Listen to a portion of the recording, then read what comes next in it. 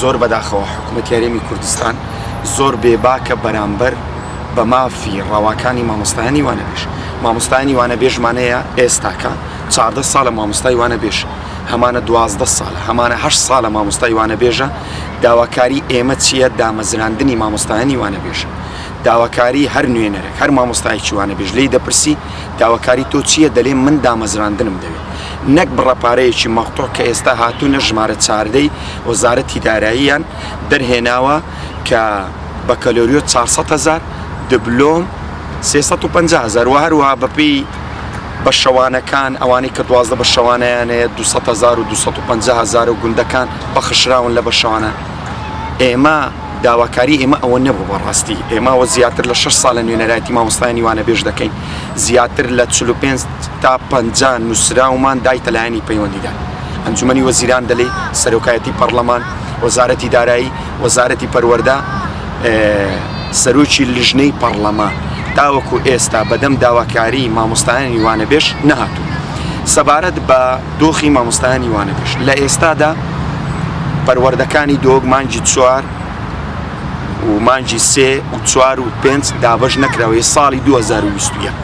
یعنی عیبەیە بەڕاستی بۆ حکوومەتێک تاوەکو ئێستا مانگی 3 و 4 و 5 کە بڕەپارەیەکی مەقتوعە کە غەدریشی زۆر لە مامۆستایانی وانەبێژ کرا. 3 مانگیان حساب کردووە 550,000 بۆ بە کەلۆریۆس و دوبلۆم 450,000. تاوەکو ئێستا پارەکە دابەشیش نەکراوە کە ئەگەر بێی بە مافێکی ڕەوا بۆ هەر مامۆستایەک یەکی 300,000 حساب بکەیت دەکات 900,000. ئەوان هاتوونە بە 550,000 بڕەپارەکەیان دیاری کردی. یعنی 3 مانگ کامە بەرپرسی حکوومەت یان کوڕەکەی یان کچەکەی ڕازی دەبی بە 3 مانگان ئەو بڕەپارەی وەربگری.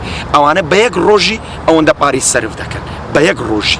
زۆر بەداخەوە حکوومەتی هەرێمی کوردستان زۆر بێباکە بەرامبەر مامۆستایانی وانەبێژ و ئینشاءالله لە کاتێکی نزیکیشدا هەڵوێستێکی توندمان دەبی بەرامبەر ئەو نەحەقیەی ئەو غەدری کە لە مامۆستایانی وانەبێژ دەکرێت. سەبارەت بە ژمارەی مامۆستایانی وانەبێژ لە هەرێمی کوردستان هەموو زیاتر لە 22,000. من بەبیرم دێ پێش 6 ساڵە ئێمە نوێنەرایەتی مامۆستایانی وانەبێژمان دەکرد، ژمارەی مامۆستایانی وانەبێژ 11,000 12,000. ئێستا کە ساڵی 2020 ژمارەی مامۆستایانی وانەبێژ 22,000 بۆ چونکە ڕۆژ بە ڕۆژ هەفتە بە هەفتە مانگ بە مانگ ساڵ بە ساڵ ژمارەی مامۆستایانی وانەبێژ زیاد دەکەن. لەبەرچ هۆکارەکەشی ئەوەیە کە هەر مامۆستایەکی میلا کە نەخۆش دەکەوێت یان کۆز دەکات بۆ دەرەوەی وڵات یان کۆز دەکەن خوا لەیان خۆشبی یان خانە نیش دەبن یەک کەس لە شوێنیان دانادرێن. لە ساڵی 2014 تاوەکو ئێستا دامەزراندن وەستاوە زیاتر لە یعنی من ژمارەی بەکەم دەڵێم زۆر جا لەسەر تیڤیەکانیش بە شێوەیەکی گشتی یعنی کەمترین ڕێژە کە مامۆستایانی کە مامۆستای میلا کە خانە نیش بکراون لەناو وەزارەتی پەروەردە یان کۆچی دەرەوەی وڵاتیان کردو یان کۆچیان کردو یان وازیان هێناوە 18,000 هەتا 20,000. فەرموو لە جێ ئەوانە مامۆستایانی وانەبێژ دابنێ. دەڵێن باری دارایی باش نییە، ئێکاکە لە جێ ئەوانە لە جێ هەر مامۆستایکی خانە نیش کە خانە نیش دەبێت تۆ بڕەپارەیەکی لێ دەبڕی و ئێستا ئێمەش داهاتێک لە حکوومەت وەردەگری.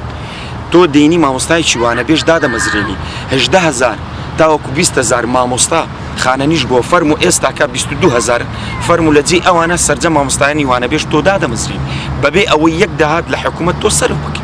دواتر ئێمە داهاتێک لە حکوومەت وەردەگرین.